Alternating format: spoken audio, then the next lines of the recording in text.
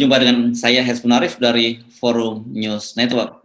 Saya ingin mengganggu atau terpaksa mengganggu Bung Rocky Gerung ini di akhir tahun ini, mestinya mulai santai-santai liburan akhir tahun gitu, walaupun nggak berlibur tapi santai-santai di rumah. Tapi kan kita baru saja mendengar penjelasan dari Menko Polhukam dan sejumlah pejabat tinggi tentang pembubaran FPI gitu ya. Kalau Anda sendiri menganggap ini mengejutkan atau sebenarnya ini biasa-biasa saja, sudah Anda duga sebelumnya? Ya, saya nggak terganggu malam-malam. Yang terganggu adalah akal sehat demokrasi rakyat itu. Diganggu hari ini oleh keputusan istana itu.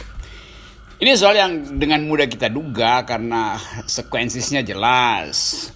Habib Rizik harus disingkirkan, oleh karena itu FPI harus dibubarkan. Tapi selalu ada soal di dalam konstruksi berpikir secara legal. Kan kalau pemerintah melarang FPI, orang bertanya, apa yang mau dilarang? Yang bisa dilarang itu adalah tindakan, bukan pikiran. Pikiran nggak bisa dilarang. Jadi orang anggap, oke, boleh dilarang.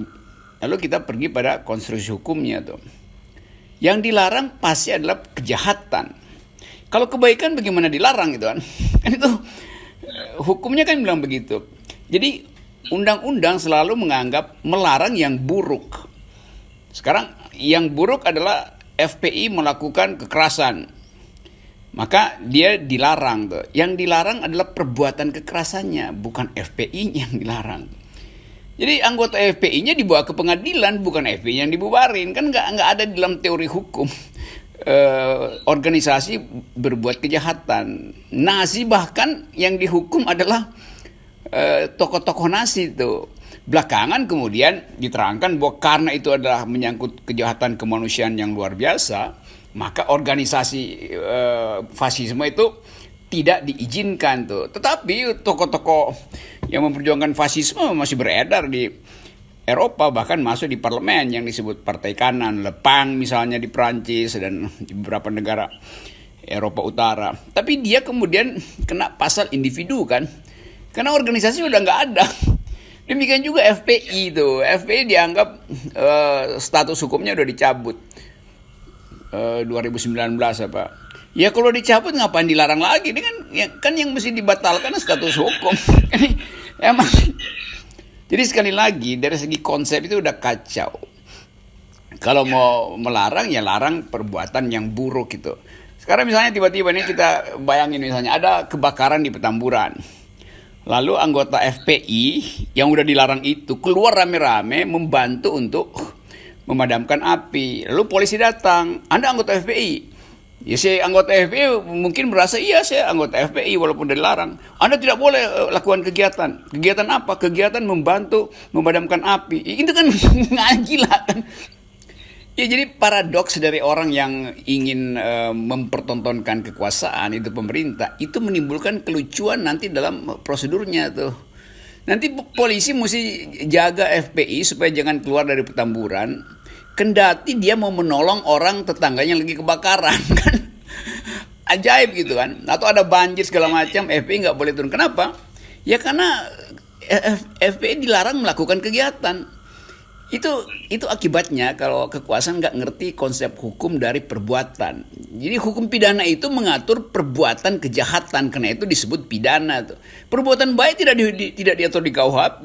KUHP nggak mengatur perbuatan baik. Nah sekarang bagaimana konstruksi itu misalnya mau diputuskan itu kan. Bahkan kegiatan beribadah bisa juga masuk larangan karena itu adalah kegiatan. Jadi konsepnya nggak jelas sebetulnya. Bukan nggak jelas, memang dicari-cari aja tuh. Apalagi kita tinjau dari sudut hak asasi tentang kebebasan berpendapat, tentang kebebasan berserikat. Itu nggak mungkin dilarang, nggak boleh dilarang. Bahkan harus difasilitasi. Begitu terjadi obstruction di dalam kegiatan, maka ditangkeplah orangnya tuh. Kan hukum pidana tentang orang. Ya, Itu kira-kira. saya mau membayangkan itu nanti kalau kemudian FPI mengadakan kegiatan-kegiatan keagamaan, kan mereka biasa itu mauludan apa dan sebagainya, Isra Mi'raj apa atau Jumatan bareng misalnya gitu. Apakah itu juga termasuk wilayah yang akan dilarang nanti oleh pemerintah? Nanti dicariin di KUHP apa di mana orang beribadah dilarang. nanti ada presiden baru, semua kegiatan ibadah dilarang gitu kan. Kan mesti berlaku sama kan kalau sekali dipraktekkan oleh penegak hukum. Jadi paradoks yang disebabkan oleh kekacauan berpikir. Kekacauan berpikir yang disebabkan oleh keinginan untuk menghukum orang. Keinginan menghukum orang yang disebabkan oleh ketakutan persaingan politik. Jadi dasarnya adalah ketakutan persaingan politik. Lalu derivatnya macam-macam gitu. Larangan inilah segala macam itu omong kosong. Dan zaman sekarang kan orang bisa bikin organisasi lewat Twitter selesai. Itu kan nggak perlu melapor ke negara. Kan ngapain kita lapor ke negara? Negara memang tidak akan membantu kita karena tidak terdaftar. Jadi terdaftar secara administrasi untuk memungkinkan dapat bantuan dana misalnya. Tapi kalau saya nggak perlu bantuan dana, nggak perlu saya daftarkan kan. Karena itu pemerintah nggak boleh melarang. Ya, ada benar itu misalnya. Sekarang itu kan misalnya pengumpulan petisi misalnya gitu. Petisi ini kan juga semacam menyalurkan organisasi. Itu bisa ratusan ribu bahkan jutaan orang bisa kita galang melalui online kan sekarang. Ya itu absurdnya begitu. Jadi misalnya ada petisi judulnya Front Pembela Islam tuh. Itu petisinya bunyinya begitu. Organisasi nggak ada karena itu adalah crowd, kumpulan orang. Lalu pemerintah akan larang itu. Petisi nggak boleh karena pakai forum. Ya tapi itu bukan organisasi loh, itu petisi. Nah debatnya begitu kan. Terus nanti apa isi petisinya? Isi petisinya adalah membantu Presiden Jokowi untuk menyelesaikan masalah-masalahnya. Maka dilarang. Nah orang mau bantu presiden dilarang gitu kan. Oke, nah tapi sebenarnya kalau kita melihat dunia maya ini, pemerintah mestinya aware. Kenapa? Ini kita ngomong behind the scenes sedikit, Bung Rocky ya. Ketika ada kabar soal pembubaran FPI ini kan sudah berembus sejak pagi gitu, dan ternyata di kelompok-kelompok buzzer itu sudah mulai diarahkan untuk membuat tagar agar trending FPI dibubarkan. Dan yang menarik gitu kan, sebelum jumpa pers berlangsung, bahkan Kompas itu sudah menayangkan previewnya gitu lewat streamingnya bahwa FPI dibubarkan, padahal belum ada pengumuman dibubarkan. Jadi memang sudah disiapkan, dan betul ketika kemudian habis pengumuman FPI bubarkan FPI itu tagarnya langsung trending. Tapi nggak lama kemudian kalah disaingi oleh netizen yang lain yang mendukung FPI, dan jumlahnya jauh lebih besar, lebih trending yang mendukung FPI. Ini kan fenomena semacam ini harusnya diwaspadai. Artinya pemerintah aware gitu, ada penolakan yang besar dari masyarakat. Ya itu artinya Kompas atau buzzer itu dapat info mendahului peristiwa. Itu yang namanya juga insider trading, dapat info yang menguntungkan itu. Tapi kita pengamat analis kan dari mungkin seminggu lalu kita udah bicara bahwa nanti kekerasan akan bertambah. Lalu kita lihat, saya sebutkan itu, lalu kita betul-betul lihat mulai dari Menteri Agama mengucapkan sesuatu yang kemudian dia ralat lagi kecil, ditambah lagi. Jadi sebetulnya sudah ada kesepakatan mungkin dari 2 minggu lalu bahwa mau dibubarin, udah diputusin. Lalu dicari cara bagaimana supaya gegap gempita. Ya di akhir tahun aja tuh. Kebetulan sekaligus untuk menutupi problem COVID yang memalukan pemerintah, di bandara dipertontonkan ketidakmampuan, lalu ada curhat Sri Mulyani segala macam, itu juga memalukan pemerintah. Maka dikeluarkan hari ini. Jadi semua adalah upaya untuk memoles wajah bopeng dari kekuasaan. Dan kekonyolan itu yang mengakibatkan bertebarannya meme yang mengolok-olok keputusan itu. Nanti juga akan ada, saya kira akan ada keterangan pers baru nanti menjelang tengah malam yang akan mengatakan bahwa meme-meme yang membela FPI juga dilarang. Karena itu bagian dari aktivitas FPI kan. Pak Mahfud nanti tiap hari dia mesti sebutin peristiwa baru itu. Ya, nah yang menarik ini, dan sebenarnya itu sudah disampaikan oleh Habib Rizik Syihab sejak lama bahwa kalau FPI dibubarkan, dia saat itu juga akan membuat FPI baru, tapi namanya beda. Dan sekarang yang muncul namanya Front Pejuang Islam, itu sudah diumumkan oleh ini, dan diumumkan oleh DPP FPI, dan di Ciamis gitu bahkan sudah berdiri itu Front Pejuang Islam. Ya itu ya kreativitas itu kan dihasilkan karena orang tahu bahwa konyol pembubaran ini. Maka memang juga dari awal udah dipersiapkan. Jadi pergilah pada prinsip dasar bahwa organisasi itu adalah hak dasar yang nggak mungkin dibubarkan. Begitu dibubarkan, detik berikutnya itu bertumbuh organisasi dengan nama lain, dengan misi yang sama. Karena ini cuma soal nama sebetulnya kan. Jadi nanti ada apa namanya Front Pembela Islam Alternatif. Nah itu apa atau Ribon, FPI Ribon atau FPI Perjuangan kan itu macam-macam jadinya. Nanti juga pemerintah bingung lagi kan di mana hukumnya, konstruksi hukumnya untuk melarang sesuatu yang baru. Dan yang baru juga merasa ya nggak perlu mendaftar kalau gitu kan. Kan nggak ada larangan sebetulnya kan. Cuman dia ada pengaturan untuk soal-soal administrasi itu. Laporkanlah, melapor supaya dilayani oleh negara. Kalau nggak melapor, boleh nggak? Ya boleh aja, cuman nggak dapat pelayanan negara. Ya, kita nggak butuh pelayanan negara, ngapain melapor supaya dapat status hukum? Oke, nih sekarang ada serius sedikit nih. Ya. Ya. Apa dampak dari pembubaran ini terhadap masa depan demokrasi Indonesia kita, dan juga bagi pemerintah sendiri apa sebenarnya manfaatnya membubarkan FPI ini? Saya menganggap bahwa pemerintah memang panik dengan fenomena Habib Rizik gitu. Nah, kepanikan itu tentu diterangkan melalui aktivitas Habib Rizik yang non kekerasan selama sejak dia datang justru berubah seluruh cara Habib Rizik menjalankan organisasi itu kan damai, tokoh-tokohnya juga nggak ada yang memperlihatkan keberingasan, bahkan 212 yang dimotori FPI bikin webinar, mengundang para pakar, tertib, Zoom, poinnya bagus. Jadi suasana dialogis itu justru yang terbentuk. Padahal pemerintah sebetulnya atau kekuasaan ingin memancing kekerasan supaya ada alasan. Nah ini selama 2 bulan ini nggak ada kekerasan FPI kan justru orang bingung yang menjadi korban kekerasan justru FPI-nya. Jadi pemerintah bingung bagaimana caranya ya. Hegemoni FPI makin lama makin meluas itu. Yang biasanya orang anggap FPI itu adalah cuma di pojok Petamburan. Sekarang mak-mak Menteng itu berkunjungnya ke Petamburan. Mak-mak Kemayoran begitu, mak-mak dari Bukit Tinggi juga begitu. Jadi pemerintah terpaksa dia mesti tunjukkan seolah-olah dia mampu mengendalikan keadaan, yaitu keadaan memburuknya citra pemerintah tuh dengan cara semacam ini.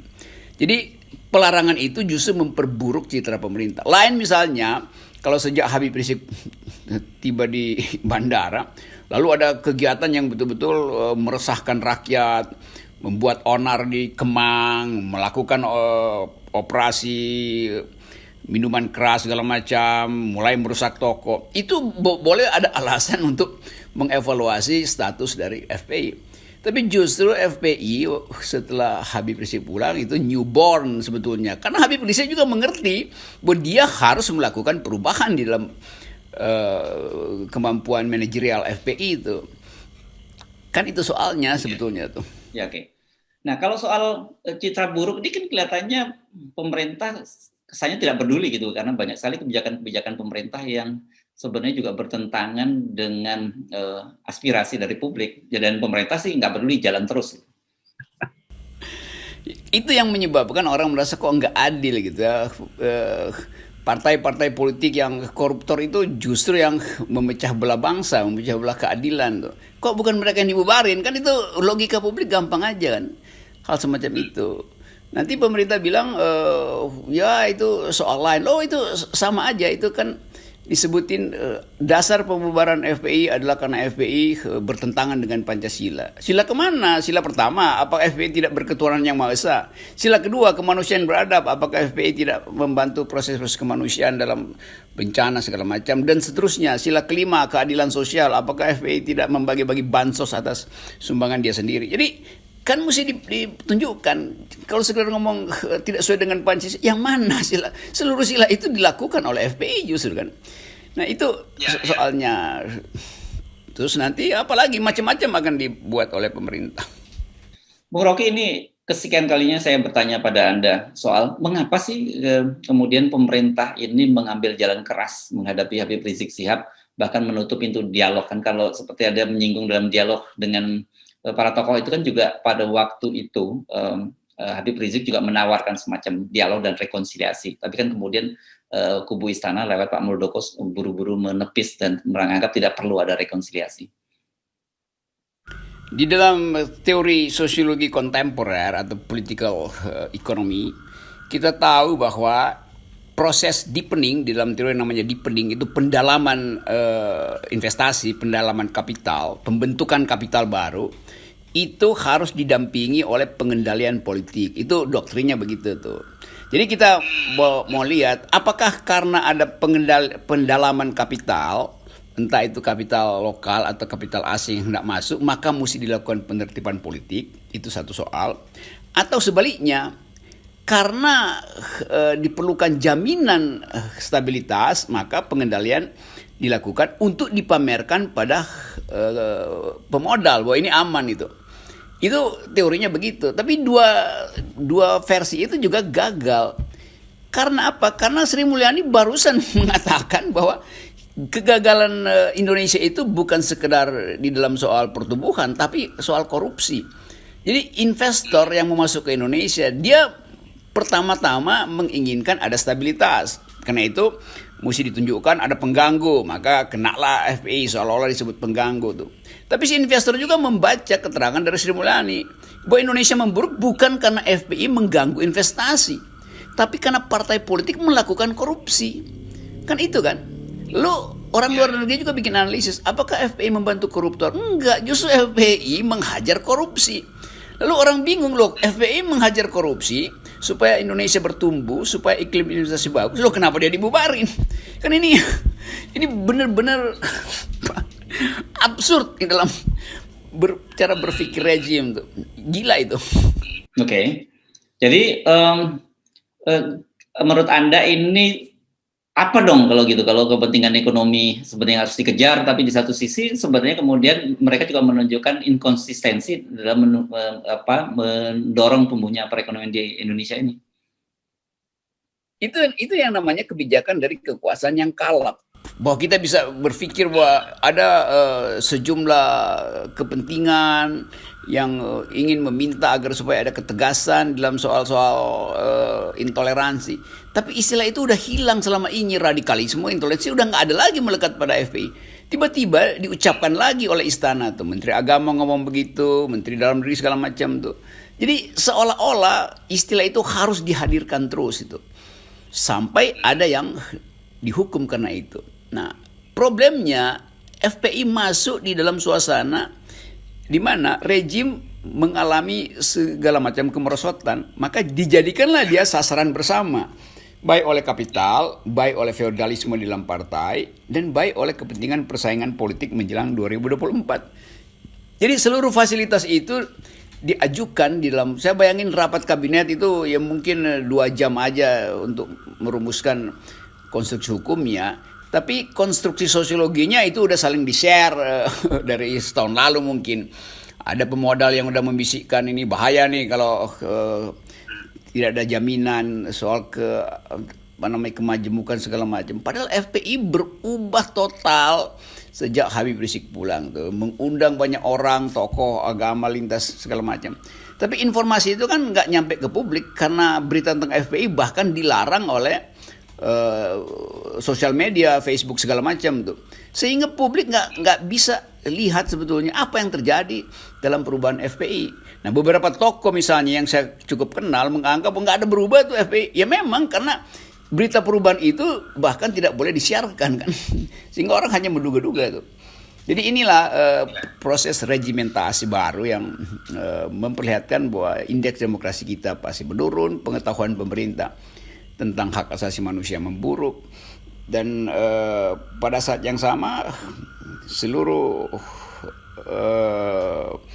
bayangan kita tentang ekonomi 2021 di semester pertama itu buruk. Nggak ada satupun poin datang dari optimisme di bidang ekonomi. Itu latar belakangnya.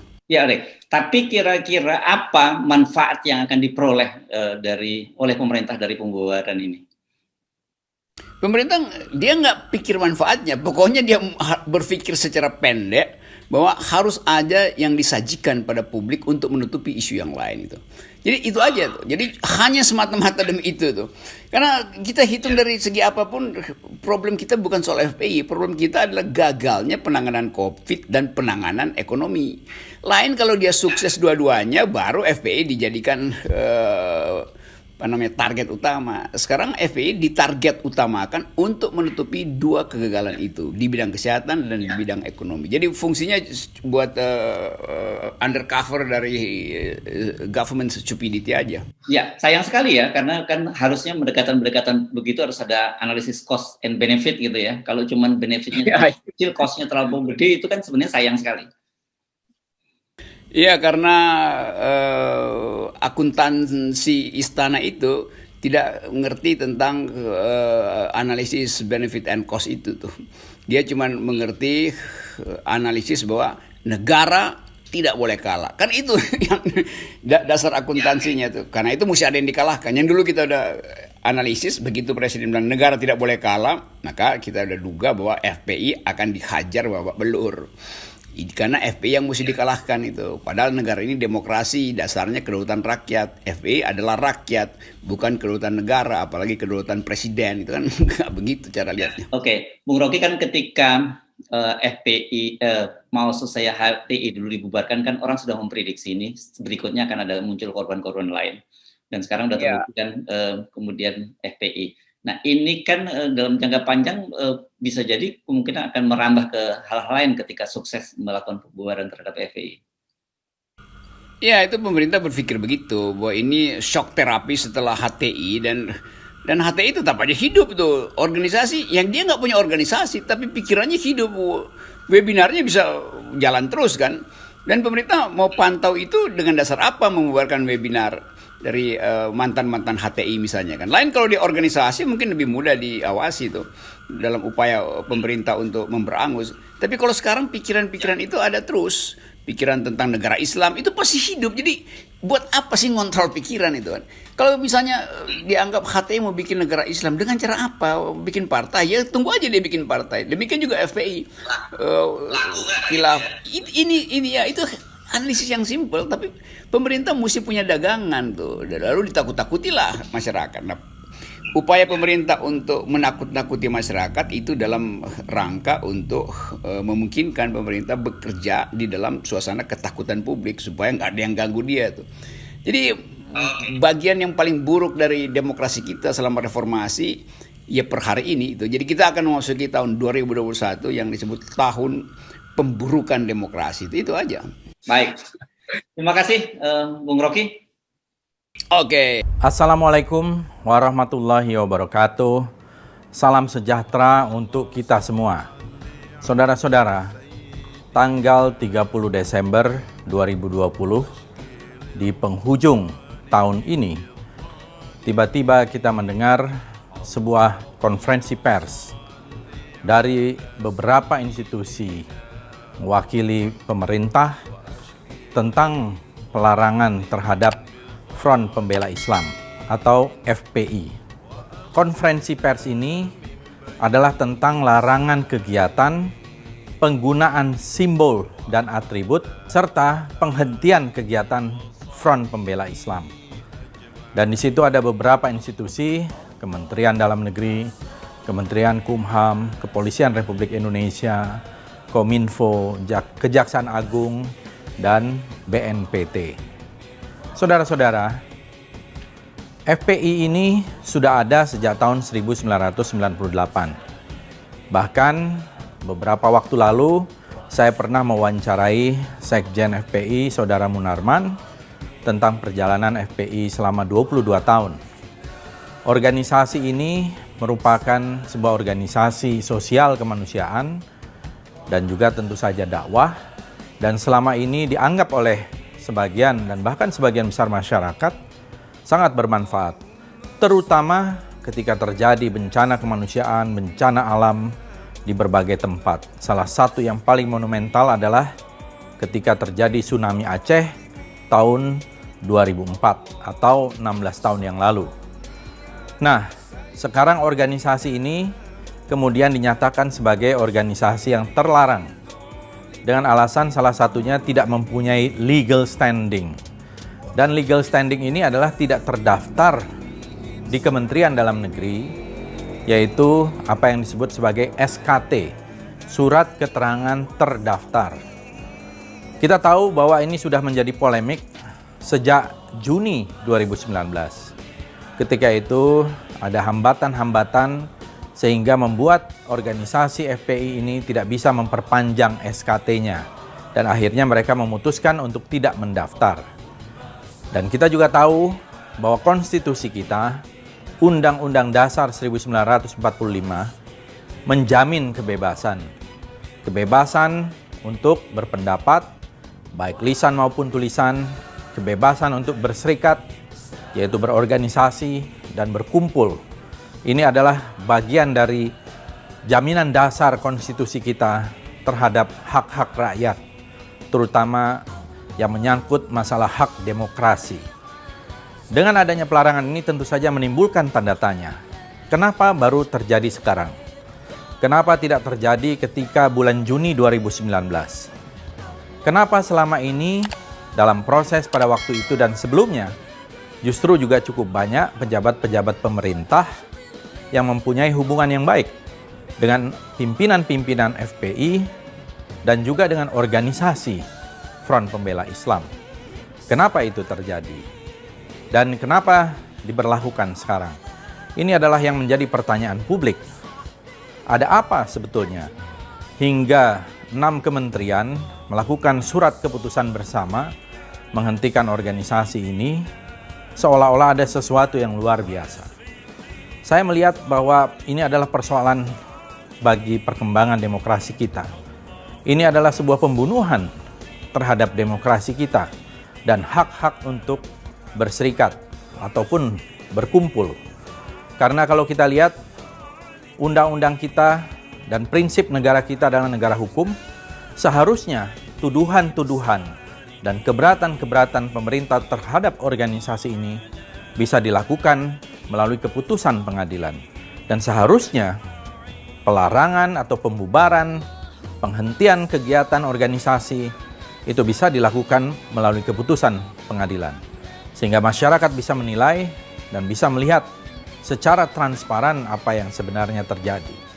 Inilah menurut saya pokok persoalan kenapa menjadi tanda tanya besar, sehingga ini akan mengakibatkan negara kita yang selalu mengklaim sebagai negara demokrasi ketiga terbesar sebenarnya sudah tidak lagi demokratis. Dan ini adalah satu praktek otoritarianisme yang sangat telanjang. Mudah-mudahan ada upaya-upaya hukum yang merupakan pembelaan dari organisasi ini sehingga kita bisa melihat apa yang sesungguhnya terjadi dan ini tidak menjadi preseden bagi organisasi-organisasi massa lain. Karena ini bagian dari civil society dan kita harus berdemokrasi dengan satu prinsip yang saya kira sudah ada di dalam falsafah bangsa kita, yaitu Pancasila, musyawarah untuk mufakat. Kerakyatan yang dipimpin oleh hikmah kebijaksanaan dalam permusyawaratan perwakilan. Tetapi prinsip musyawarah itu adalah bagian yang sangat penting dalam tradisi demokrasi kita. Kelihatannya tidak ada musyawarah, tidak ada tabayun, bahkan tidak ada proses pengadilan. Dan ini yang menurut saya patut kita sesali sebagai catatan hitam bagi perkembangan demokrasi di Indonesia di penghujung tahun 2020. Terima kasih. Wassalamualaikum warahmatullahi wabarakatuh. Kalau yang menjadi alasan pemerintah melarang FPI karena organisasi ini dinyatakan tidak memiliki surat keterangan terdaftar yang menurut keterangan sudah habis pada 20 Juni 2019, maka hal yang sama juga harus diberlakukan kepada ormas-ormas lain yang SKT-nya tidak berlaku dan tidak mengajukan perpanjangan. Kalau yang dipersoalkan terkait dengan FPI adalah tindakannya yang sering melakukan kekerasan, sweeping, dan tindakan lain yang meresahkan masyarakat, maka hal yang sama juga harus diberlakukan kepada ormas lain.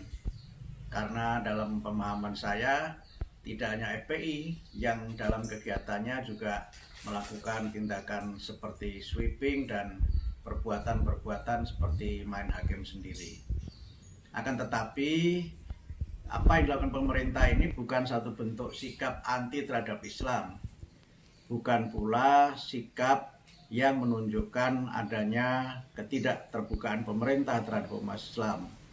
Tetapi konteksnya adalah penegakan hukum dan peraturan yang berlaku di tanah air kita. Karena itu maka masyarakat hendaknya menyikapi masalah pelarangan FPI ini secara biasa-biasa saja, tidak perlu berlebih-lebihan dan tidak perlu juga sampai melakukan tindakan-tindakan kekerasan yang melanggar hukum. Intinya, pemerintah hendaknya menegakkan aturan dan hukum itu kepada semuanya, jangan hanya tegas dan keras kepada FPI, tapi kemudian membiarkan ormas lain yang tidak memiliki SKT, kemudian juga beberapa kegiatannya meresahkan masyarakat, dibiarkan begitu saja.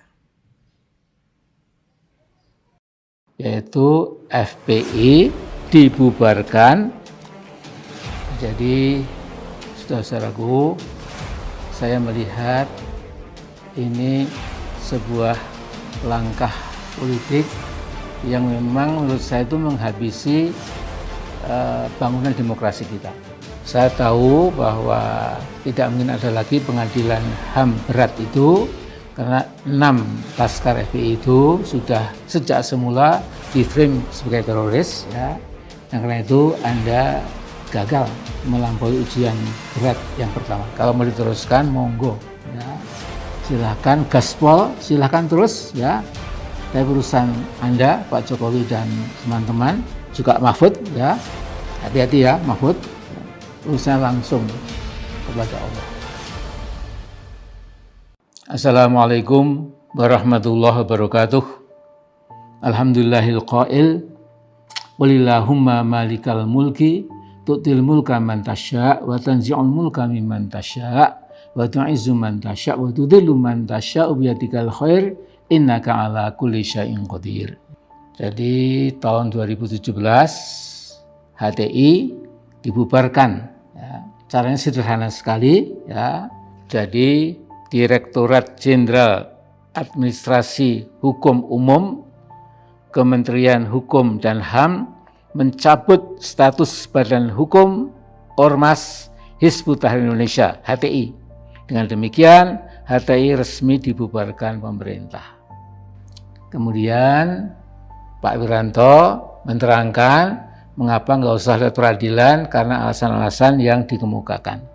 Nah, 30 Desember kemarin ada peristiwa yang lebih dahsyat lagi, ya, yaitu FPI dibubarkan dengan SKB 3 menteri dan badan-badan tinggi lainnya. Jadi yang tanda tangan surat keputusan bersama itu adalah Menteri Dalam Negeri, Menteri Komunikasi dan Informatika, Menteri Hukum dan HAM, ya.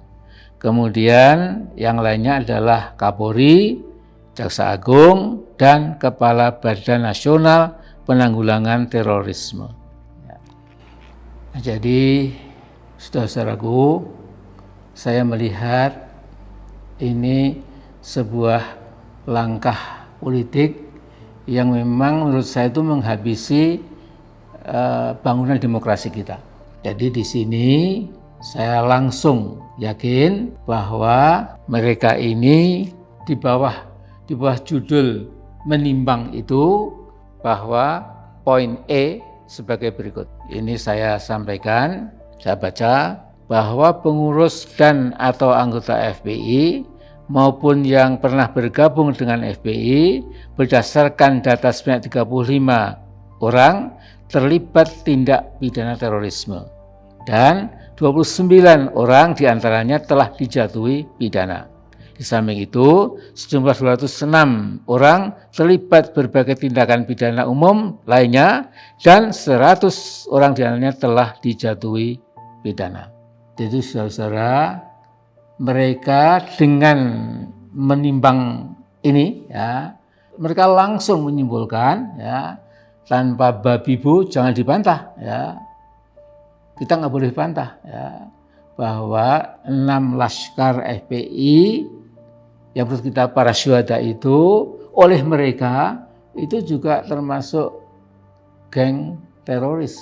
Saya kira sederhana sekali, ya, sehingga jangan pernah diharapkan, ya, bahwa pemerintahan Jokowi ini akan mengadakan pengadilan, ya, tidak perlu. Jadi tidak perlu ada pengadilan, ya, karena mereka sudah kesimpulannya bahwa FPI teroris, ya, sudah selesai, ya.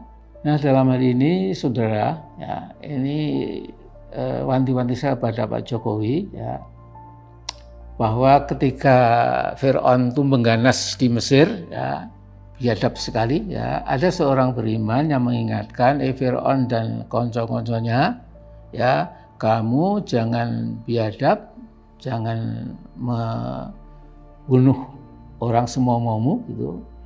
Nah, dia dikejar-kejar, tapi dengarkanlah ini ayat Al-Quran, ya, dalam surat Ghafir ayat 44 bunyinya fasatadkuruna ma aqulu lakum inni ufawwidu amri ilallah innallaha basirum bil ibad.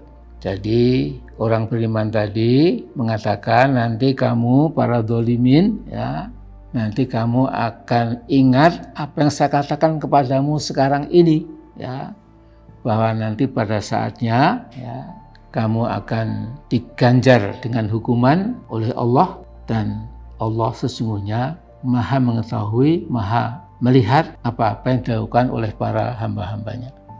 Jadi saudara Jokowi, ya, saya tahu bahwa tidak mungkin ada lagi pengadilan HAM berat itu, karena 6 laskar FPI itu sudah sejak semula di-frame sebagai teroris, ya. Nah, karena itu Anda gagal melampaui ujian berat yang pertama. Karena kita telah menunggu-nunggu kayak apa ya pengadilan pelanggaran HAM berat itu, ya. Ternyata 7 anggota Komnas HAM itu juga memberikan falsehood seolah-olah sungguh-sungguh gitu. Jadi ini sudah usai. Dan yang kedua, saya kira korupsi bansos pun juga ujian berat juga nggak akan diangkat kemana-mana. Udah selesai juga itu. Nah, jadi saya hanya mengingatkan yang kayak begini ini kalau mau diteruskan monggo, ya. Silahkan gaspol, silahkan terus, ya. Tapi urusan Anda Pak Jokowi dan teman-teman juga Mahfud, ya, yang kemarin mengumumkan itu, ya, hati-hati ya Mahfud, urusannya langsung kepada Allah.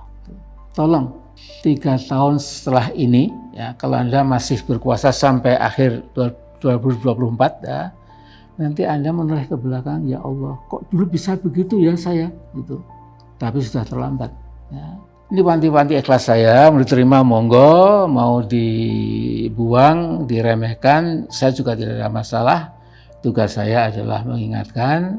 Dan assalamualaikum warahmatullahi wabarakatuh. Siapa yang sudah punya di rumah di surga angkat tangan? Yang sudah punya rumah di surga angkat tangan. Nah, kalau kita merasa belum punya rumah di surga, dari sekarang bahannya sudah ada, ayo kita bangun sama-sama. 28 tambah 12 jumlahnya 40. Ini yang standar. Kalau sudah bisa tambah duha, bagus. Tambah syuruk, bagus. Qobliyah asar 4 rakaat, boleh. Kemudian di antara adzan dengan iqamat 2 rakaat, boleh. Kalau Anda sudah bisa konsisten dengan ini, maka Anda masuk pada golongan yang ini. Hijrah. Terakhir. Ini maksud terakhir itu terakhir pada nomor yang pertama pada bagian yang kedua. Masih ada 4 poin lagi. Udah 10:30 ini Mas, bagaimana? Terus? Tidak ada agenda ta'lim yang lain? Tidak ada. Sudah. Saya jangan dihentikan ya. Baik, kalau gitu kita teruskan. Baik, 2. Awas, hati-hati nih, hati-hati. Sholatnya ningkat, tahajud dikerjakan, duha jalan, syuruk tidak tinggal. Cuman sayang kualitas belum berkembang. Apa di antara kualitasnya? Awas, hati-hati. Ada sindiran dalam Al-Quran yang halus tapi dalam. Kata Allah, banyak orang sholat tapi tidak memahami, tidak mengerti apa yang dibaca dan dilakukan dalam sholatnya. Saya tanya pada bapak ada yang ada di sini, yang kelihatan. Dari sekian Anda sholat, ribuan kali ruku, ribuan kali sujud, dari takbir sampai salam. Pertanyaan saya, jujur, tanyakan pada hati Anda, berapa persen bacaan sholat yang sudah dipahami? Jangan-jangan selama ini sholat tapi nggak ngerti yang dibaca. Bagaimana sholat kita bisa khusyuk kalau nggak paham yang dibaca? Bagaimana bisa menikmati sholat kalau nggak ngerti yang dilakukan? Anda sholat urusan dunia saja, kerja nih, kerja. Kalau nggak ngerti pekerjaan kan mustahil dikerjakan dengan benar. Urusan dunia yang sementara sampai kursus, training, ikut pelatihan, sekolah diikuti TK, SD, SMP, SMA, sampai ke S1, S2, S3, S4, kerupuk 2, dingin. Oh. Sampai banyak diikuti untuk paham kenapa sholat yang kita kerjakan tiap hari sampai sekarang ada yang belum dipahami. Pantas sholat itu tidak menghadirkan kekhusyuan karena nggak ngerti yang dibaca. Cek Abu Dawud nomor hadis 857. Jadi kata Nabi ini, sholat yang betul itu di antara yang paling utama kita mesti mengerti apa yang dibacakan. Sebab kalau kita nggak paham yang diucapkan, kata Nabi, ini baru takbir aja, setan tuh udah memberikan was-was. Nggak percaya nanti ya, nanti zuhur di sini, antum sholat, ini pasti terbukti. Sebelum takbir kita bisa fokus nih begini. Tapi saat tangan diangkat mulai takbir, Allahu Akbar, fayaqulu, kata Nabi, begitu Anda mengatakan Allahu Akbar, maka setan berkata, ingat ini, ingat itu, udkur kada, udkur kada. Kalau nggak percaya, lihat saat duhur nanti nih. Begitu Anda takbir, sebelum takbir biasa. Begitu takbir, Allahu Akbar, tiba-tiba apa yang tidak ingin Anda ingat, semua bisa ingat. Kunci mobil ada di mana, handphone belum dibalas, miss call, WA, macam-macam. Tadi selfie nggak jadi, lupa. Oh, muncul semua. Muncul. Bahkan kalimat saya ini, itu akan disebutkan lagi.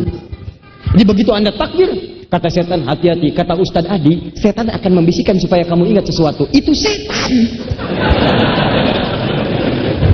Hadisnya belum selesai. Lihat ujung hadis dia, hatta la yash'uran musalli kam rak'atan yusalli. Sampai-sampai nanti, kata Nabi, kalau Nabi katakan itu pasti terjadi. Kata Nabi, nanti ada orang sholat tidak sadar berapa rakaat sedang menunaikan sholatnya. Tuh, mengangguk. Kalau Nabi katakan begitu pasti kejadian. Bahkan ada orang sholat nggak sadar dia sedang sholat berapa rakaat. Subuh itu cuma 2 rakaat, tapi kondisi tertentu bisa nggak sadar ini rakaat keberapa ya. Dan baru takbir dia. Bagaimana cara mengatasinya? Dicontohkan oleh sahabat Sayyidina Abu Bakar radhiyallahu taala anhu. Abu Bakar itu kalau takbir saja baca, teman-teman. Di antara cerita-cerita orang-orang soleh, sahabat-sahabat Nabi, ada kitab itu bagus, karangan Mbah Hashim, Syekh Hashim Muhammad Hashim Al-Ash'ari. Beliau menulis 19 kitab. Kitab keempatnya namanya An-Nurul Mubin fi Mahabbati Sayyidil Mursalin. An-Nurul Mubin fi Mahabbati Sayyidil Mursalin. Bagaimana cara kita mencintai Nabi SAW. Dicontohkan amal-amalan soleh para sahabat.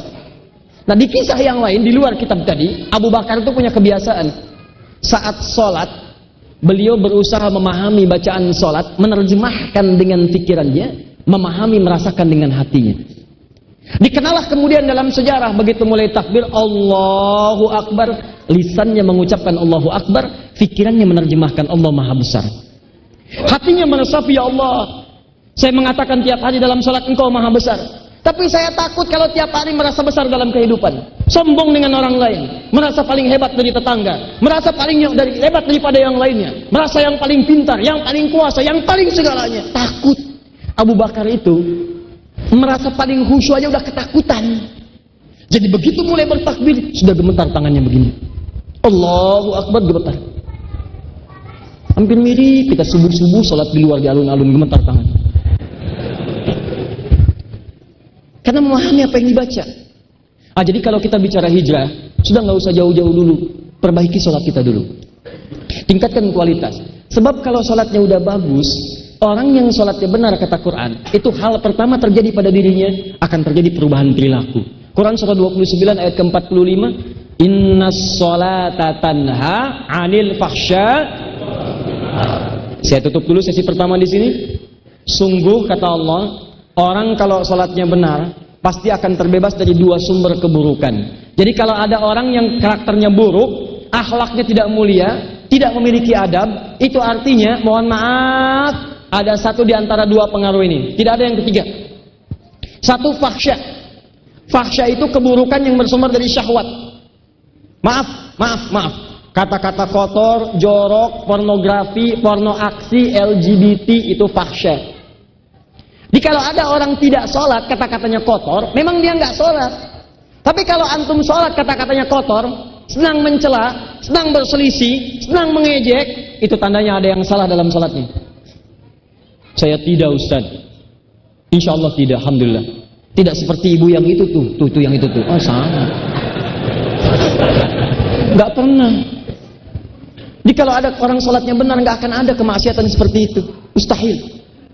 Fahsya yang buruk. Lihat, berapa kali Anda lihat handphone? Berapa kali ada gambar-gambar yang tidak bagus di handphone? Orang kalau sholatnya benar, fahsya ditinggalkan.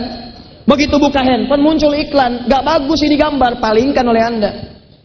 Bahkan lisan berkata, Quran surah ketiga, ayat 133. Wasari'u ila maghfirah. Astagfirullah. Lihat TV, tayangan nggak bagus, aurat muncul, astagfirullah, ganti channel, palingkan. Itu baru sholatnya benar. Dan tidak akan terlambat antara mata dengan lisan. Buka TV, tayangan nggak bagus, lisan astagfirullah, tapi mata nggak berpaling. Astagfirullah, astagfirullah. Itu mah belum nyambung. Mungkar, keburukan yang diingkari oleh hati, sumbernya nafsu perut dengan akal perut. Korupsi, mungkar. Awas, hati-hati.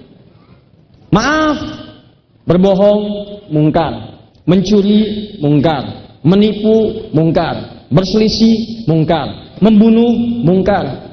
Melanggar aturan, mungkar. Antum mau taklim, tapi melanggar aturan, mungkar. Jadi kalau sholat kita benar, gak akan melanggar aturan yang benar diterapkan dalam kehidupan. Antum pakai motor nih, pengen datang ke taklim, tapi melanggar aturan dengan sengaja, mungkar. Lampu merah diterobos, polisi datang menunaikan tugas, berhenti. SIM ada Pak, STNK ada. Mau kemana? Taklim. Tahu ada lampu merah? Tahu Pak. Kenapa diterobos? Saya nggak tahu, ada Bapak. Itu yang salah. Paham ya? Jadi mustahil. Apalagi seperti sekarang terjadi banyak kekacauan yang tidak kita harapkan. Padahal sholat. Kok bisa tiap hari orang lukai orang lain, dengan kita cerita, tembak orang, Allahu Akbar. Bom orang, Allahu Akbar. Ada yang salah dengan kalimatnya. Saya waktu kejadian di Jalan Tamrin tuh, bom. Saya di Lampung tuh. Jamaah Lampung tanya, Ustaz, apakah bom di Jalan Tamrin termasuk jihad fisabilillah? Saya bilang, Pak, sependek pengetahuan saya, jihad fisabilillah itu jihad di jalan Allah, bukan di Jalan Tamrin. Jadi nggak mungkin. Sudah. Jadi siap-siap kita. Siap, baik. Dan insya Allah kalau masanya sudah tiba, kita sama-sama baik, maka akan terjaga dalam kebaikan. Bahkan akan mengelompok. Quran surah ketiga ayat 104. Wal takum minkum ummatun yad'una ilal khair wa ya'muruna bil ma'ruf. Ayo bentuk kelompok yang sering ngajak pada kebaikan. Nanti ada kajian A, kajian B. Ada yang ngajak tahajud call, one day one juz, one day one hadis. Ya, di perkantoran sekarang sudah ngajak, ayo beri perilaku benar sebagai pegawai muslim yang baik, tebarkan senyuman, macam-macam ada. Wa yanhauna 'anil munkar. Ada yang spesialisasinya mencegah kemungkaran. FPI bagian mencegah kemungkaran. Ini mungkar, ayo cegah. Ini mungkar, cegah. Jadi kalau ada yang sewot sama FPI berarti dia pelaku kemungkaran yang tidak pengen dicegah. Itu aja. Nggak pakai betul juga betul. Kalau ada orang mencegah kemungkaran, dia tidak suka, artinya orang itu senang dengan kemungkaran. Kalau ada orang ngajak kebaikan, tidak direspon, artinya orang ini tidak senang dengan kebaikan, sederhana. Tapi pesan yang kita sampaikan, bagaimana mengajak kebaikan dengan cara yang baik, bagaimana mencegah pada kemungkaran dengan meninggalkan cara yang mungkar. Itu yang akan mulia menghadirkan nilai kebaikan dalam kehidupan. Sepakat sampai sini? Terus. 2. Agak cepat ya. Saya teruskan dulu ya, ini belakangan ya. Boleh ya? Sampai jam berapa? 12. Oh 11, baik. Saya punya 19 menit lagi insya Allah. 2, cepat. Orang yang hijrah, ini bagian terakhir dari 5 poin, mungkin 2 poin saja kita bahas hari ini. Orang yang hijrah itu akan cenderung punya sifat bersatu dan bersaudara. Tahan. Orang yang hijrah akan memiliki kecenderungan sifat bersatu dan bersaudara. Dari mana taunya Ustaz? Bukankah saat Nabi SAW hijrah ke kota Madinah, yang dikerjakan oleh beliau selain membangun masjid, meningkatkan kuantitas dan kualitas ibadah, bukankah mempersaudarakan Ansor dengan Muhajirin? Bukankah mempersaudarakan Aus dengan Khazraj yang bertikai? Nabi belum datang, Aus Khazraj itu 2 kubu yang sering musuhan. Musuhannya bukan main-main. Di Aus ada yang dipukul, Khazraj harus dipukul. Di bukan Aus karena belum minum, Aus belum mukul. Di Aus ada yang tewas, di sana mesti ada yang tewas. Tiap hari berselisih, tiap hari rawan dari konflik. Datang Nabi SAW dipersaudarakan. Innamal mu'minuna ikhwah. Orang-orang beriman itu bersaudara. Sepanjang dia bersaudara maka tidak ada celah untuk saling bertikai. Tidak ada celah untuk saling menyakiti. Maka Nabi contohkan, mana Muhajirin yang hijrah dari Mekah ke Madinah? Datang. Mana Ansor? Datang. Dipersaudarakan oleh Nabi SAW. Nabi tidak melihat apa statusnya, tapi tidak melihat apa profesinya. Nabi tidak melihat bagaimana kedudukannya. Yang hebat, dan ini dilestarikan dalam Al-Quran, diabadikan di satu ayat. Teman-teman sekalian, maaf, yang haus dari Muhajirin diterima oleh yang punya minuman oleh Ansar. Datang, hausnya hilang. Yang lapar disambut oleh orang yang punya makanan. Yang hebat, Abdurrahman bin Auf, orang paling kaya di kota Mekah, memilih untuk hijrah ke Madinah. Kata orang kafir Quraisy, kalau kamu hijrah, harta kamu semua saya rampas. Rampas. Pilih, hijrah atau tinggal di sini. Kalau tinggal di sini, kami kembalikan semua harta, kami angkat engkau jadi hartawan yang sangat terpandang. Tapi kalau hijrah, tinggalkan semua kekayaan, berangkat dengan pakaian yang melekat di badan saja. Sengaja tidak diburu, dieksekusi oleh orang Quraisy untuk memberikan pelajaran pada orang lain yang ingin ikut Abdurrahman bin Auf. Nih, kalau hijrah pasti jadi fakir. Nih, kalau hijrah belum tentu selamat sampai ke Madinah. Paling kecapean, kehausan, bisa meninggal tengah jalan. Tidak dieksekusi. Tapi apa yang terjadi? Kata beliau, mantap, beliau katakan, saya hijrah. Diambil semua harta. Sampai di Madinah, dipersaudarakan oleh Nabi dengan orang paling kaya di kota Madinah. Perhatikan kata orang paling kaya ini. Akhil karim, saudaraku yang mulia. Lima makna. Sami'tu annaka kunta ghaniyan. Saya dengar Anda ini pernah kaya sebelumnya. Kalau ingin kaya lagi, khudh nisfa mali, ambil setengah harta saya. Ansor. Ambil setengah harta saya, kita sama-sama kaya lagi. Karena beliau tahu kalau tadinya kaya tiba-tiba jatuh fakir, maka akan berpengaruh pada mentalitasnya. Rumus fisikanya F1 sama dengan F2, hukum gaya tuh. Betul. F1 sama dengan F2. Gaya gerak sama dengan gaya dorong. Kalau mukulnya sedikit, bunyinya sedikit. Mukulnya kencang, bunyinya keluar. Harta juga begitu. Harta sedikit, biasa-biasa, gayanya sedikit. Naik angkot. Begitu turun, tawadu, sedekah. Berubah naik mobil. Mulai mobilnya agak sedikit mewah, turun dari BMW, sudah naiknya begini. Blek. Ah, tiba-tiba jatuh. BMW hilang, angkot nggak mampu, maka muncul turunan dari bab gaya, namanya hukum Pascal. Apa hukumnya? Hukum tekanan. Apa bunyinya? F berbanding lurus dengan P.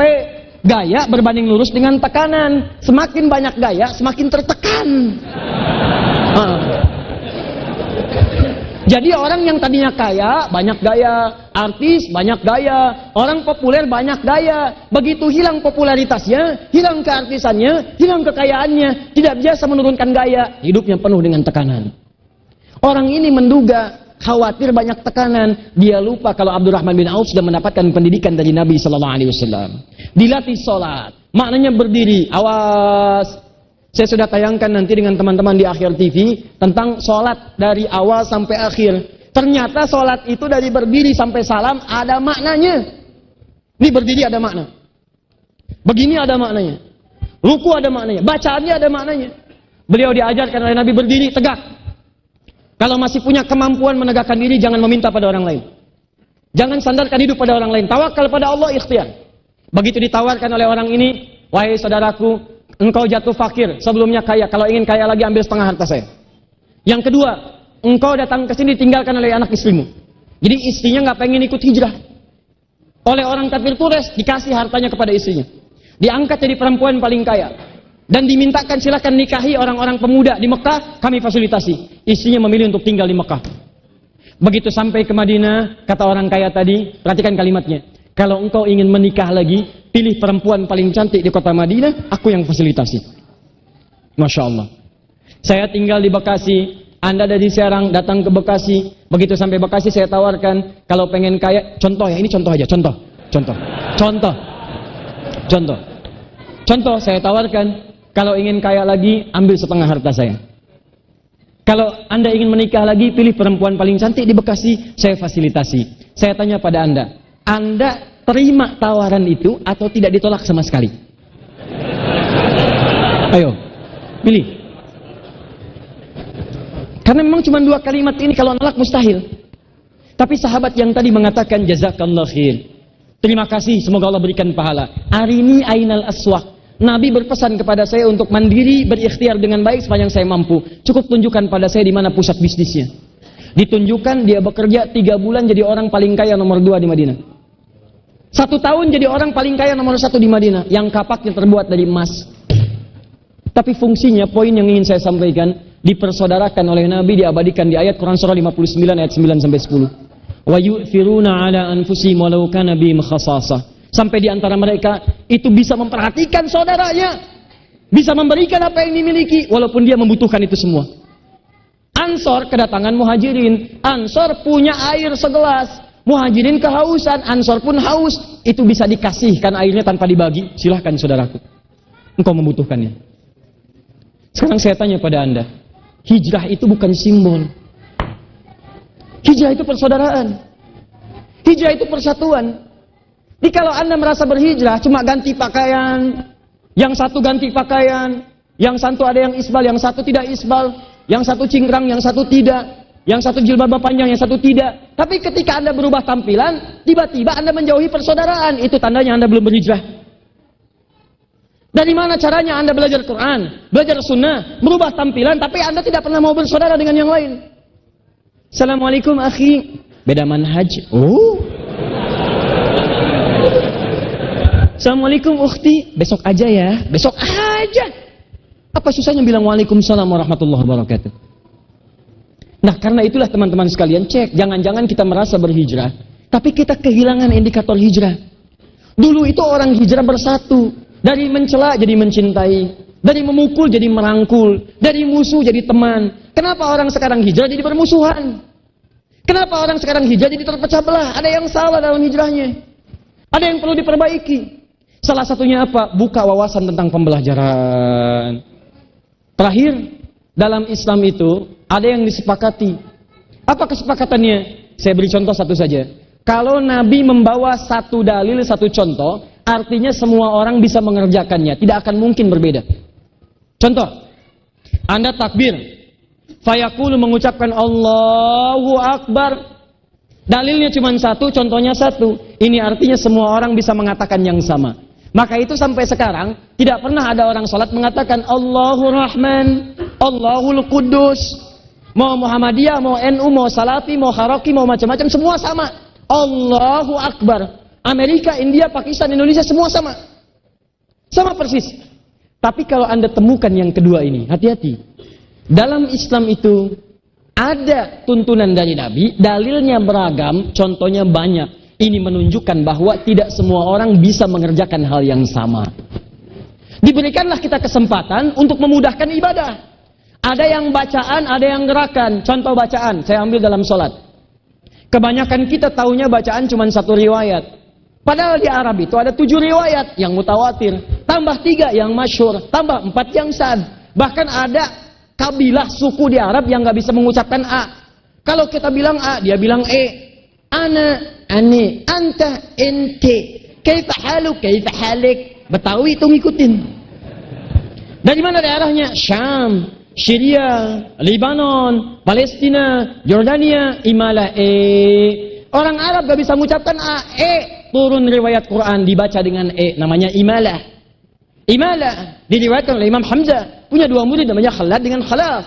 Disedikitkan oleh Warash, muridnya dari Nafi'. punya teman namanya Qalun. Begitu dibaca dengan A, dia E, Warash, Khalad, Khalaf. Wadduha, kita dari Hafiz. Wadduha, wallaili idha saja, ma wadda'aka rabbuka wa ma qala. A, tapi yang ini tidak. Wadduha, wallaili idha saja, ma wadda'aka rabbuka wa ma qala. Walalakhiratu khairul laka minal ula. Anda saya baca, Anda tertawa. Saya pernah baca wadduha di tempat yang E. Saya bilang wadduha, cekikan dia. Itu. Karena dia nggak biasa. Padahal maknanya sama. Sama dengan kita orang Banten bilang sepeda. Sepeda, oi, sepeda. Teman kita yang Medan bilang sepeda. Bendanya kan sama, ini sepeda. Harganya berapa? $100. Sepeda, kita bilang sepeda. Kita bilang kasih cahum yuk. Mana cicahum? Cahum. Tempatnya sama. Cuman cara bacanya beda. Dulu ada 2 murid di Libya itu. Hafal Quran dua-duanya, Anda bayangkan. Hafal Quran. Yang satu riwayat Hafiz, yang satu Qalun. Baca Al-Fatihah. Begitu sampai ihdinas siratal mustaqim, yang Hafiz bilang pakai shad. Ihdinas siratal mustaqim. Yang Qalun bilang pakai sin. Ihdinas siratal mustaqim. Kata yang shad, kamu salah, harusnya pakai shad. Kata yang sin, kamu keliru, harusnya pakai sin. Dua-duanya belajar di guru yang sama, cuman cara bacanya berbeda. Ngadu ke gurunya. Gurunya bijak sekali. Kata gurunya, ya bunai iqra. Kamu yang pertama baca. Ihdinas siratal mustaqim, pakai shad. Hasbuk, cukup. Kamu baca ihdinas siratal mustaqim pakai sin, hasbuk, cukup. Kata gurunya, antuma kilakum mukhtian, kalian berdua salah bacanya. Yang benar pakai zai. Ihdinas siratal mustaqim. Karena ada qiraat yang ketiga, yaitu qiraat kunbul pakai zai, tidak pakai shad, tidak pakai sin, pakai zai. Gurunya ingin menyampaikan, kalau baru bisa 1-2 hal, jangan rame dulu. Jangan-jangan bahkan ada yang ketiga yang lebih benar daripada 2 bacaan tadi. Bacaan. Gerakan, contoh gerakan. Maaf, ini saya mau sujud nih, contoh. Setelahnya tidak. Sami'allahu liman hamidah, Rabbana walakal hamd. Sujud. Saat mau sujud, yang nempel duluan ke lantai ini, telapak tangan atau lutut dulu? Yang lutut angkat tangan. Lutut. Yang telapak tangan. Yang dua-duanya. Awas. Saya serius nih. Di Bekasi ada kasus. Bekasi nih. Saya nggak perlu sebutkanlah daerahnya. Ini suami istri. Gara-gara masalah ini, itu malam tidak tegur sapa semalaman. Gara-gara ini. Nggak tegur sapa. Suami pulang terlambat karena macet. Isyanya di rumah. Istri udah sholat. Begitu suami mau sujud, istri ngelihat kelihatan lututnya dulu turun. Diperhatiin sama istrinya. Begitu salam, istri salah juga nih, tanpa muqaddimah. Anda bayangkan. Nggak ada pembukaan, nggak ada muqaddimah. Undang-undang aja ada pembukaan. Ini pembukaan undang-undang dasar. Ini nggak ada pembukaan nih. Apa yang terjadi? Begitu salam, langsung kalimat keluar. Papa salah, sholatnya tidak sesuai sunnah. Hah? Kenapa mah? Tadi harusnya telapak tangan dulu, bukan lutut. Suami namanya laki-laki. Laki-laki kan di Quran sifatnya ingin selalu jadi pemimpin. Quran surah keempat ayat 34. Ar-rijalu qawwamuna 'alan nisa. Ar-rijalu qawwamuna 'alan nisa. Apa ciri khas pemimpin? Ciri khas pemimpin tidak mau dipimpin. Ciri khas pemimpin tidak ingin dipimpin, hanya menerima saran. Awas, hanya menerima masukan, tidak menerima saran. Cara masuknya salah, papa sholatnya salah, tidak sesuai sunnah. Kata suaminya nggak mau kalah, mama yang nggak baca hadisnya. Padahal dua-duanya nggak baca. Betul, karena besoknya ketemu saya.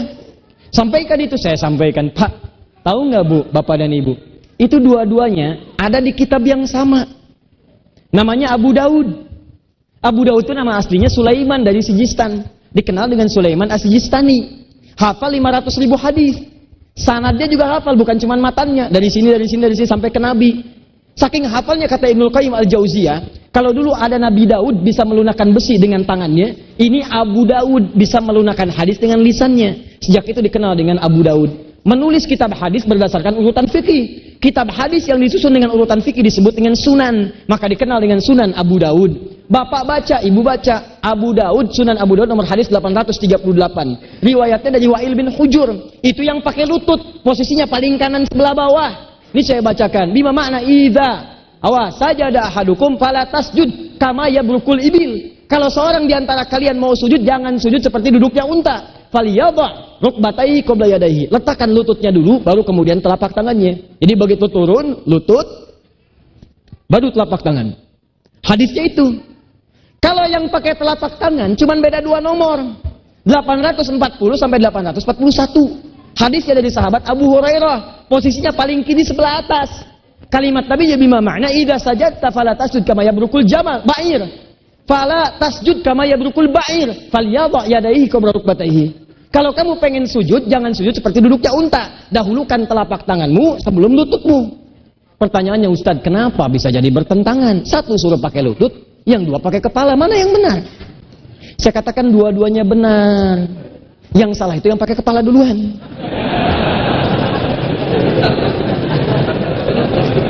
Kalau ada yang begitu, di ilmu hadis ada namanya rumusnya. Nah, rumusnya al-jam'u wa taufik. Jangan dipahami satu hadis, kumpulkan dua-dua hadisnya. Setelah itu bahas dengan mendalam, baru tahu maknanya. Oh, Wa'il hadis yang pertama, Abu Daud nomor hadis 838, karena Wa'il itu masuk Islam duluan dibandingkan Abu Hurairah. Di awal-awal masa Nabi, Nabinya fisiknya masih bugar, kuat. Di awal-awal masa sholat, begitu sujud pakai lutut duluan. Sedangkan Abu Hurairah, beliau masuk Islam 3 tahun sebelum Nabi wafat. Awal-awal usia 60-an. Tahun ke-7 Hijrah, fisik Nabi sudah agak lemah. Biasanya kalau orang agak sepuh, apa yang kenapa salah duluan? Lutut. Makanya digambarkan dalam hadis, ba'ir. Ba'ir itu unta tunggangan. Ingat, unta itu jangan semua diartikan unta, karena ada 4 jenis unta. Ibil, afala yanzuruna ilal ibili kaifa khuliqat. Jamal, hatta yaljal jamalu fi samil khiyat. Naqah, naqatallahi wa suqiyaha. Fakadzabuhu fa'akharuha. Naqah, unta betina. Ibil, unta pada umumnya yang nggak ada masalah. Ba'ir, unta tunggangan. Jamal, unta jantan. Jadi kalau ada yang namanya Jamal, artinya apa? Bukan, awas, Pak Wali Kota marah nanti, awas. Yang kemarin, bukan. Saya kasih tahu dulu, nanti saya nggak boleh kesini lagi.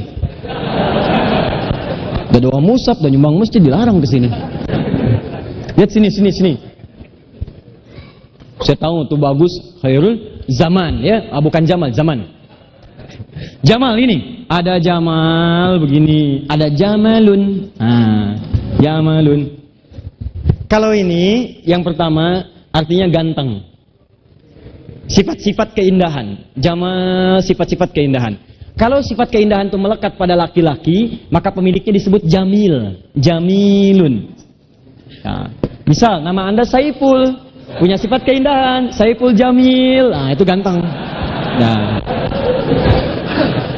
kenapa? Contoh, kalau perempuan tambah tak Jamilah, yang punya sifat keindahan. Nama ibu Mulan punya sifat keindahan, Mulan Jamilah. Contoh. Tapi kalau ini Jamalun nggak pakai alif, unta jantan. Jadi kalau ada Anda yang namanya Jamal, Anda mau umroh, mau haji, saya sarankan coba cek dulu namanya di visanya. Lihat tulisannya, yang ini apa yang ini? Saya serius. Jangan sampai ketulis yang ini nih. Nanti orang Saudi bingung begitu imigrasi. Repot tuh. Ya. Nah, kalau ba'ir itu unta tunggangan yang punya beban. Jadi begitu punya beban, ketekan dia. Begitu ketekan dia dahulukan depannya. Ya, unta itu punya berapa kaki? Jangan ngarang, kalau tidak tahu katakan Allahu a'lam, gitu aja. Unta itu setelah diteliti, itu hewan yang sangat istimewa. Pertama, dia punya selaput di matanya. Jadi kalau ada badai dia bisa tutup, dia bisa jalan. Nggak mogok. Anda ke padang pasir pakai Mercy, pakai BMW, Lamborghini, Lamborghini, ada badai, mogok. Unta jalan aja. 2, dia punya tembolok dan punuk yang bisa menampung air. Sekali minum bisa 100 liter. Main ke Taman Safari, begitu Anda masuk lewat parkiran A, sebelah kanan setelah gajah, sebelah kanan lagi unta. Unta. Anda masuk sebelah kanan, kiri lagi sedikit ada tulisan di situ. Ada foto, ada 2 di situ tulisan papan. Salah satunya mengatakan ini unta hewan Arab. kecepatan bisa berlari 40-60 km per jam. Kemudian dia bisa meminum 100 liter air. Kemudian disimpan di dalam punuknya, salah satunya diubah menjadi lemak. Kalau dia kehausan, lemaknya akan diurai lagi kemudian menjadi air. Sebagian disimpan di temboloknya. Bisa dia tahan minum, tidak minum sampai sebulan sampai 3 bulan. Sebulan sampai 3 bulan, gak usah bersaing, Anda gak akan menang. Ya unta lebih jagoan. Baik, tapi kalau Anda kemudian temukan, maaf ya teman-teman sekalian, itu ibil umum. Kalau ba'ir, dia punya beban. Nah, unta itu keunggulan yang ketiga, depannya itu tangannya, kakinya bagian belakangnya. Dia punya 2 tangan, 2 kaki. Kelihatannya kaki semua, tapi dalam peri kehewanan, ya, itu kemudian dilihat, diteliti, itu depannya tangan, belakangnya kaki. Nah, saat unta tunggangan itu mau turun, unta tunggangan itu karena dia punya beban, maka dia mendahulukan bagian belakang, kakinya turun, baru tangannya. Makanya saat orang sujud ketika punya beban, minta dahulukan telapak tangan dibandingkan lututnya. Unta biasa terbalik, depannya lipat, baru kemudian bagian belakangnya. Makanya kata Nabi, kalau nggak ada beban, nggak ada biasa-biasa lututnya. Tapi dikumpulkan oleh ulama fikih, ini bukan masalah unta, bukan masalah yang lain-lain, bukan masalah sepuh, masalah muda. Ini prinsip kemudahan dalam syariat. Cara sujud cuma punya 2 cara. 1 pakai lutut, 2 pakai telapak tangan. Kalau Anda mau pakai lutut, silahkan. Kalau lutut bermasalah, pakai telapak tangan. Pakai telapak tangan, silahkan. Kalau bermasalah, pakai lutut. Paham sampai sini? Bukan masalah muda dan tua, karena yang muda pun kadang-kadang olahraga. Cedera, lutut cedera. Karena cedera, jangan jadi alasan. Saya memang masih muda, lutut cedera, pakai telapak tangan. Jadi kalau ada orang sujud pakai telapak tangan duluan, jangan lu dibecandain. Tua nih, Masya Allah. Gitu. Paham ya? Ah, jadi mulai hari ini, saya akan persaudarakan Anda semua. Sudah, kita bersaudara, kita berhijrah, kita bersatu. Tidak ada istilah-istilah yang mengikat kecuali hanya untuk mempermudah tujuan. NU, Ormas mempermudah tujuan. Ada keunggulannya, pendalaman kitab kuning yang lainnya. Muhammadiyah, Ormas ada tujuan. Ada tujuan diantaranya. Kemudian pendalaman tingkat pendidikan dan seterusnya. Bersatu. Kalau bersatu, itu jadi bagus. Pendirinya dulu bersatu. Gurunya sama. Bahkan guru besarnya Kiai Haji Syekh An-Nawawi Al-Bantani. Yang tadi saya sampaikan. Dua-duanya bersaudara. Kiai Haji Ahmad Dahlan namanya Muhammad Darwish. Kemudian pulang ganti nama jadi Kiai Haji Ahmad Dahlan. Bin Kiai Haji Abu Bakar. Bin Kiai Sulaiman. Bin Kiai Ilyas. Bin Nemang Jurang Juru Kapindo. Bin Nemang Jurang Juru Sapisan. Bin Kiai Rebek. Bin Kiai Rebek. Bin Maulana Ishaq. Ya, yang satu juga sama, Kiai Haji Muhammad Hashim bin Asy'ari, bin Abdul Wahid, bin Abdul Halim. Abdul Halim nama aslinya Pangeran Benawa atau Sultan Hadiwijaya, bin Abdurrahman, bin Abdul Fattah, bin Abdul Aziz. Bin siapa lagi? Raden Ainul Yakin, Walid Raden Ainul Yakin, dikenal dengan Sunan Giri, dikenal dengan anaknya Maulana Ishaq. Dua-duanya sama, nyambung ke Ahmad Jumadil Kubra. Ahmad Jumadil Kubra satu di antara para wali yang mengajarkan nilai-nilai keislaman di Santaro kita. Kemudian kuburannya ada di mana? Di wilayah Semarang. Jadi kalau Anda ke Semarang, Anda mau lurus, ke kiri itu arah ke Demak, ada flyover atasnya, sebelah kanannya itu adalah dorihnya, peninggalan Ahmad Jumadil Kubra. Sebelah kirinya patokannya gampang, ada pom bensin, 3 gerai ATM, CMB Niaga, Mandiri, sama ada lagi satu lagi BRI. Ya BNI satu lagi, gabung di situ, itu patokannya. Siapa Ahmad Jumadil Kubra? Keturunan dari Ali Zainal Al-Kabir. Siapa Ali Zainal Al-Kabir? Keturunan dari Ali Zainal Abidin. Siapa Ali Zainal Abidin? Keturunan dari Al-Husain. Al-Husain adiknya Al-Hasan. Al-Hasan anaknya Ali bin Abi Thalib radhiyallahu ta'ala anhu. Suaminya Fatimah Az-Zahra, putri Rasulullah SAW Muhammad sallallahu alaihi wasallam.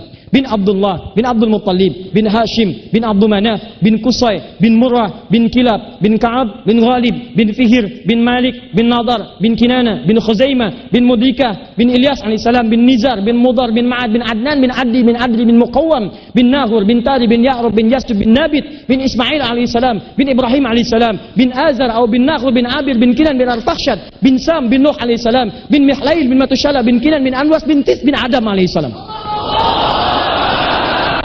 Di orang tua kita bersaudara, teman-teman kita bersaudara, sepanjang dia muslim, sepanjang dia mukmin, jangan sampai ada orang yang seenaknya memecah belah persaudaraan di antara kita. Ingat, kalau Anda masih merasa orang Banten, Anda keturunan ulama, Anda keturunan pejuang, Anda keturunan dari orang-orang yang bersambung nasabnya ke Nabi SAW. Karena itu pelihara wasiat Nabi, pelihara keterangan dari Al-Quran, pelihara tuntunan Rasulullah SAW. Siap sampai di sini? Jadi saya persaudarakan Anda, dan saya tidak ingin terjadi seperti yang dulu-dulu lagi. Sekarang kita semua tingkatkan kebaikan. Bangga dengan apa yang kita jalani dan saling tolong-menolong. Jangan saling usil, tingkatkan kita saling kesepahaman dengan nilai-nilai kebaikan. Saya pernah tugas di Mekah tahun 2010. Menerima jamaah haji yang pertama. Mungkin belum tahu. Begitu Isya, imamnya Syekh Sudes. Bismillahnya disirkan. Cara baca bismillah ada 4. 1 dijaharkan, Bismillahirrahmanirrahim. 2 disirkan, Bismillahirrahmanirrahim. 3 tidak dibaca sama sekali. Yang keempat dibaca rakaat pertama, selanjutnya tidak dibaca lagi. Hadisnya ada 70. Ini memilih disirkan. Bismillahirrahmanirrahim. Alhamdulillahi Rabbil Alamin. Datang jemaah pertama. Iki imamnya Muhammadiyah ya, Muhammadiyah. Muhammadiyah cabang Masjidil Haram. Itu nggak ada zaman Nabi demikian. Sudah selesai. Itu hanya pilihan saja. Imam Asy-Syafi'i jaharan. Imam Ahmad sirran. Imam Abu Hanifah nggak dibaca sama sekali. Abu Hurairah baca rakaat pertama, selanjutnya tidak. Jadi dari situ, insya Allah kita siap kompak, siap? Siap bersaudara? Siap menunjukkan Banten berubah jadi kota yang baik?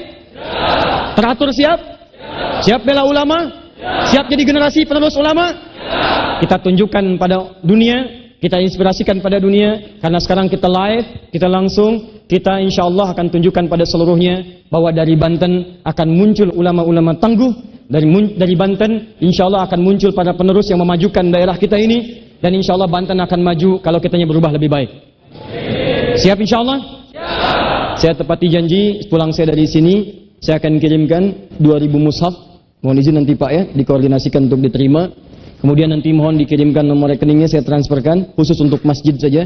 Ya, kemudian yang lebih daripada itu, kami diberikan kuota nanti untuk beasiswa di beberapa tempat yang muncul nanti pengawasannya dari Timur Tengah. Nanti kalau sudah ada, saya akan sisihkan kuotanya untuk Banten. Saya akan koordinasikan, barangkali nanti akan disupervisikan oleh pemerintahan sekitaran. Nanti saya berikan kuotanya, dan insya Allah mudah-mudahan nanti bisa dibimbing dari situ, mudah-mudahan ada muncul ulama baru yang siap kembali kepada Banten untuk berdakwah. Saudara, maka saya hanya ingin menyampaikan di sini, apapun yang terjadi dengan saya ke depan, mau saya dipenjara, mau saya dibunuh, umat Islam nggak boleh berhenti untuk berjuang tegakkan Islam di Indonesia. Takbir! Dan catat baik-baik saudara, demi Allah, hari ini seorang Habib dibunuh karena bela Islam. Besok masih ada ribuan habaib yang lainnya yang akan bangkit melanjutkan perjuangan. Takbir!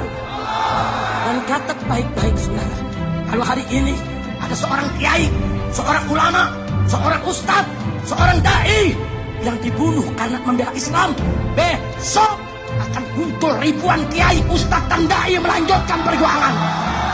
Takbir! Hari ini ada 1000 pemuda dibunuh untuk bela Islam. Besok jutaan pemuda Islam Indonesia akan bangkit kembali, saudara. Siap berjuang. Angkat tangan semua, takbir.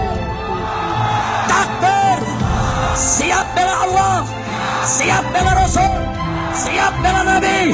Siap bela Quran. Siap bela Islam. Siap bela negara. Siap bela NKRI. Takbir. Enggak apa-apa. Enggak apa-apa. Saya enggak pusing kok. FPI mau dibubarin, saya enggak pusing. Ini malam Front Pembela Islam yang disingkat FPI dibubarkan. Enggak apa-apa. Besok pagi saya bentuk lagi Front Persatuan Islam. Singkatannya sama FPI. Dibubarin lagi, saya bikin lagi Front Persaudaraan Islam. Singkatannya sama FPI, yang mimpin dia juga. Dibubarin lagi enggak apa-apa, saya ganti lagi jadi Front Penjaga Islam. Singkatannya sama, yang mimpin sama, kerjaannya sama. Enggak, saya enggak pusing. Karena FPI hanya organisasi, alat juang, bukan tujuan. Tujuan kita adalah ridho Allah subhanahu wa ta'ala. Ada FPI, enggak ada FPI, amar ma'ruf nahi munkar wajib untuk kita perjuangkan. Teman-teman, dengar-dengar ada yang mau bubarin FPI ya? Bubarin FPI, kita bikin lagi dari Front Pembela Islam jadi Front Pemersatu Islam. Disingkat FPI lagi.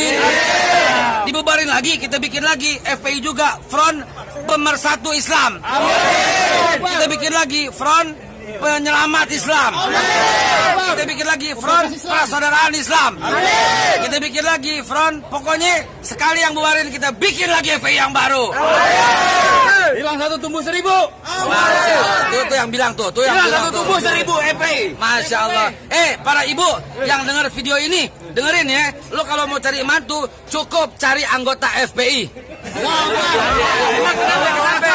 NKRI aja dijagain, apalagi anak lo.